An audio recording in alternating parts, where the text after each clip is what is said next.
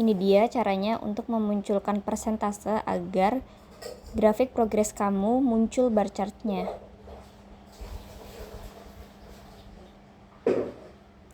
Nah, kalau kita belum memunculkan persentase, maka pada bagian grafik progres itu masih error.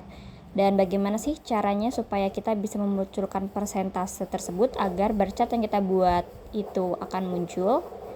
Kita bisa memanfaatkan fungsi atau rumus pada spreadsheet, yaitu menggunakan COUNTIF.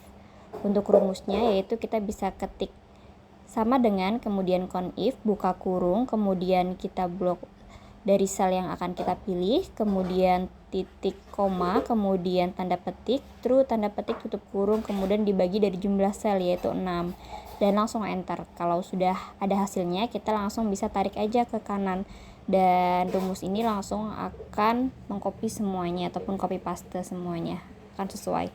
Dan di sini untuk grafik progresnya sudah bisa terlihat ya teman-teman. Jadi ketika kita klik dari setiap aktivitas yang kita lakukan, bar chartnya langsung terlihat di sini. Dan sekarang tahap kedua yaitu kita menunjukkan persentase pada total.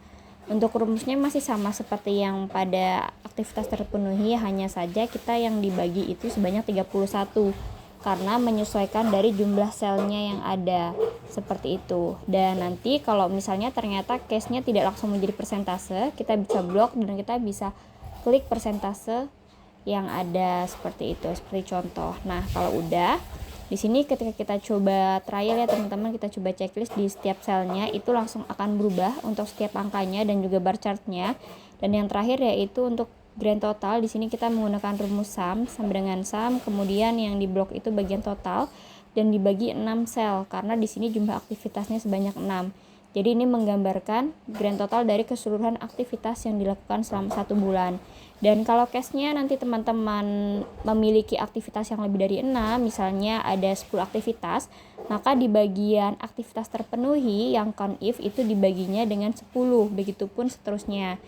Namun, jika untuk di bagian totalnya sendiri, jika misalnya teman-teman menemukan case dalam 1 bulan itu hanya terdapat 30 hari, maka dibaginya itu sebanyak 30. Jadi pembagian ini akan menyesuaikan jumlah sel yang teman-teman buat, seperti itu.